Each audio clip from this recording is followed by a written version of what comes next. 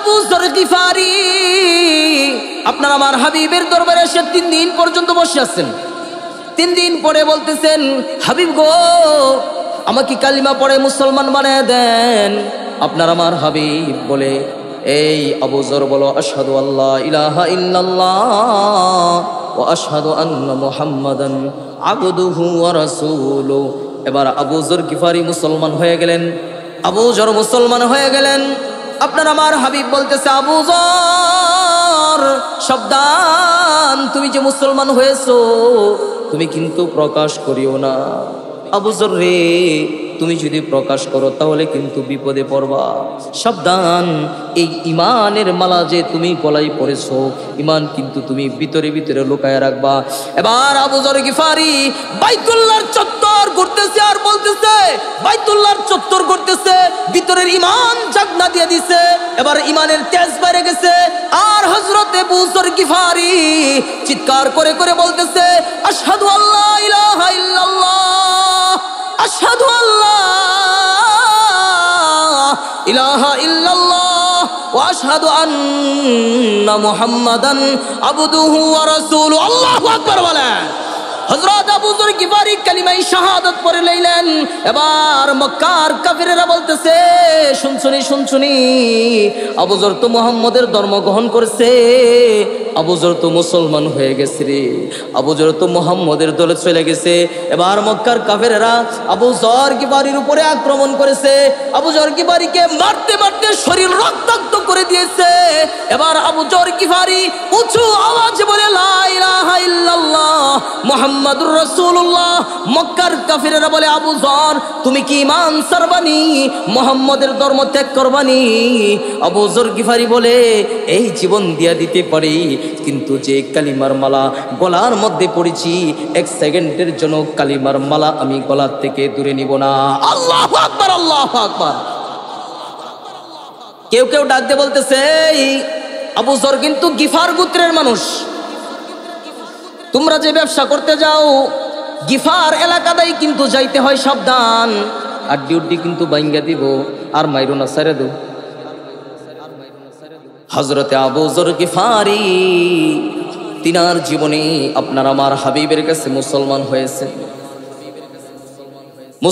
হয়েছেন হযরত আবু যর গিফারি। কিন্তু সারাটা জীবন আপনার আমার হাবিবের খেদমত করে কাটায় দিছে। নিজের জন্য একটা বাসস্থান করতে পারে নাই, নিজের জন্য একটা ছোট্ট ঘর বানাইতে পারে নাই, নিজের জন্য একটা জায়গা করে নাই। হযরত আবু যর গিফারি জীবনটা কাটায় দিছে, নিজের জন্য ছোট্ট একটা কুটুরি ঘর বাঁধে নাই। হযরত আবু যর গিফারি খাদেমে খায়রুল বাশার, খেদমতি মু জিंदगी बर ना बनाया अपना घर। আপনার আমার হাবিবের খেদমতে সারাটা জীবন কাটায় দিছে, নিজের জন্য একটা গড় বাঁধে নাই। ইমানের মালা গলার মধ্যে পড়েছে, এবার সারাটা জীবন কাটায় দিছে। তো আবু যর গিফারির দাম কি কমছে নাকি বাড়ছে? কথা বলেন, কমছে না বাড়ছে? হযরত জিবরাইল এসে বলতেছে, হাবিব গো, ওই যে দেখেন চাদর মোড়ায়া যাইতেছে আপনার আবু যর গিফারি। আপনার আমার হাবিব বলতেছে, জিবরাইল তুমি আবু যরকে চিনো নাকি? হযরতে জিবরাইল বলে, ইয়া রাসূলুল্লাহ, আপনি এটা কি বলেন? আবু যর গিফারিকে আমি শুধু জিবরাইল চিনি, শুধু তা নয়, আসমানের সকল ফেরেশতারা হযরতে আবু যর গিফারিকে সবাই চিনে, এবং আল্লাহ তাআলা সকল ফেরেশতাদের কাছে আবু যর গিফারিকে আল্লাহ তাআলা পরিচয় করায় দিয়েছেন, পরিচয় করায় দিয়েছে। ইমান, এই ইমান মহা দৌলত, বড় দৌলত বাজান। সাবধানে, ইমান কিন্তু চলে যাইতে পারে। আপনার কাছে একটা পাথর আছে, এমন একটা পাথর আছে যে পুরা ঢাকা শহর আপনি কিনতে পারেন। আচ্ছা বলেন তো, এই পাথরটা কি আপনার কাছে যদি খোলামেলা রাখেন, এটা কি নিরাপদ?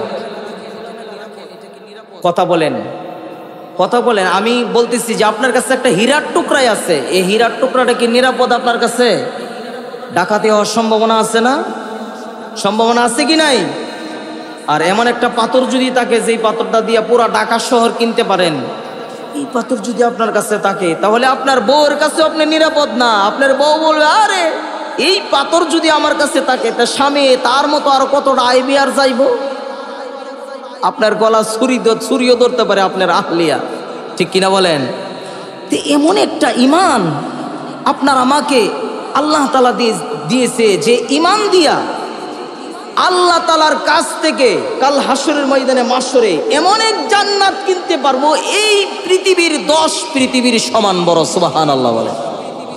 তো ইমানদার কি ডাকাতি হবার সম্ভাবনা আছে না নাই? আছে না নাই? ডাকাতি হবার সম্ভাবনা আছে। দেখবেন এলাকার মাঝে কিছু বন্ডা ফিরও আছে, পাওয়ার মাঝে সেজদা লয়, আছে কিনা? এ কথা বলেন, জোরে কথা বলেন, আছে কিনা? বন্ড পীর আছে কিনা?